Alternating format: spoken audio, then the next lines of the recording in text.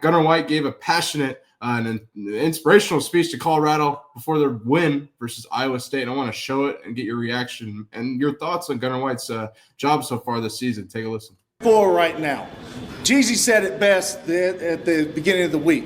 Do you want to be 3-4, or do you want to be 2-5? 3-4, right? Hey, we got an old saying in the O-line room. Either you're going to make money off of them or they're going to make money off of you. Yeah. So you want it more than them, so go fucking take it. Woo! Damn, Gun, get them. Damn. Fucking Big Sexy's in there fucking spitting fucking fire, dude. So look, this mixture is working. Mm-hmm. It's working. The guys are responding to the coaching's responding to the guys, the system's responding to the talent. It's awesome. It's fucking awesome because I'm telling you, bro, when you're in an offensive line room and you're not good, the whole team does this. Mm-hmm. Why do you suck? You're the reason we suck. Mm-hmm. You're the reason. That's what they've been hearing in Boulder. That's what they've been hearing in Boulder for fucking years. The offensive line's soft. They suck. They can never run the football. Blah, blah, blah, blah. Wish we could go back to the old days. And I'm one of the biggest corporates. And this is how you shut motherfuckers up. So, zip. Fucking, let's go. Run the ball 40 times again next fucking week in Salt Lake, too. Run it 50 times.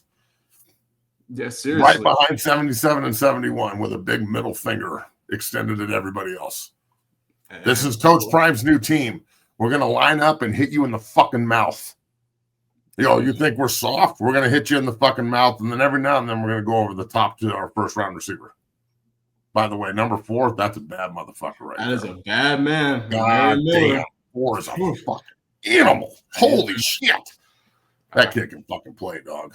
Bright future ahead from Marion. Let me ask, let's go back to Gunnar White. I also just want to ask you in general, I think Colorado's offensive line's vastly improved with who they've brought in, but also 3 new offensive line coaches coaches in new positions for CU.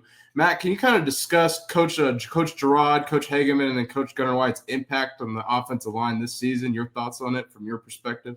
I mean, you just talked to Gunnar. Well, I mean, it's pretty self-explanatory. They're doing a great job, just all 3 of them, with the different aspects of coaching that room. Mm-hmm. I think if I had to guess, I think Hague would be the guy that kind of manages the personalities and gets them ready to go on game day.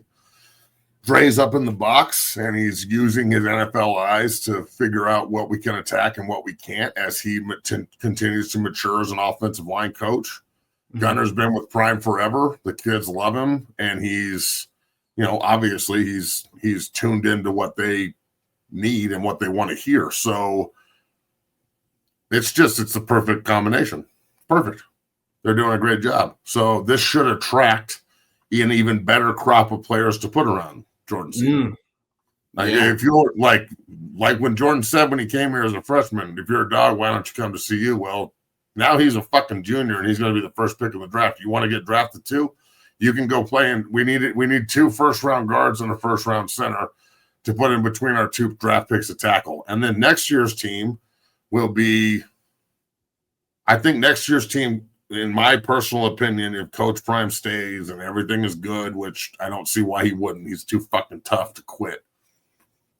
I think you could be looking at a really, really big resurgence after 9-4, 8-4, like 12-0. And I know that I'm talking out of my ass right now, but bro, the way they're recruiting and the kids that they're flipping and the way that they're just viewed. And then I'm looking at the Big 12. The Big 12 is soft as fuck. I mean, let's be fucking real, dog. The Big 12 is soft. The Big 12 is not the Big 12 that I played in. Sure, yeah. That's the SEC. Come on. Like, the Big 12 is about as soft as it gets. So sure. I feel like, if Texas Tech can muster up enough oil money to put a fucking dominant team on the field, we wiped the goddamn floor up with them last year, bro. Eventually people will start resonating back to whether or not you're being developed, and that's what CU does. They're just putting fucking NFL players in left and right. I think with Colorado, going back to their offensive line coaches and just the offensive line in general, it's going to be the determinant on their season here. Because Matt, they could go walk into Utah and I think they could revert back to the same habits they did Georgia Tech. They won't. I hope they don't. They won't. I don't see it. I think they learned their lesson. I think they were embarrassed. I think the coaching staff was embarrassed. I think the players were embarrassed. They dropped, there's nothing fucking worse, especially in college, than dropping one-score games where you know you're better. This ain't the NFL, dog. We dropped a couple one-score games, we'll make it up. This is college football. We're better than BYU. They're undefeated. We're better than TCU. We're better than Georgia Tech. They're undefeated. We're better than these football teams, and we dropped one-score games because we were trying to figure out how to play with the team we had, or our quarterback wasn't playing at the proper pace. And now I think he is.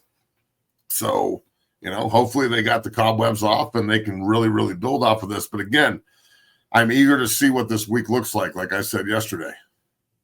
If this week is going to be recovery Monday, fuck around Tuesday, pads Wednesday, on a plane Thursday, off Friday, Saturday, Sunday, I don't think that's necessarily the best way to do this. We're going to fucking Salt Lake City next week. We ain't going to Utah State.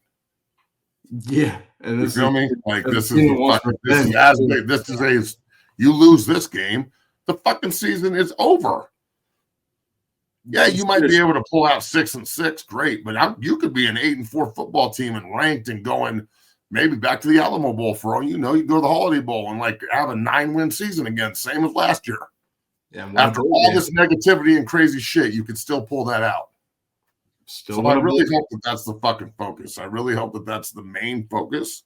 And honestly, I wouldn't put it past Coach Sanders and his staff to test the kids.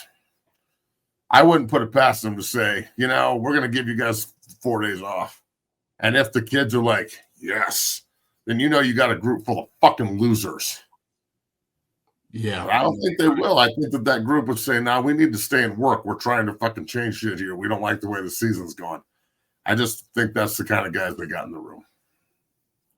How does Colorado respond in the bye week, Matt? Let's hope they don't just use it as a free vacation here.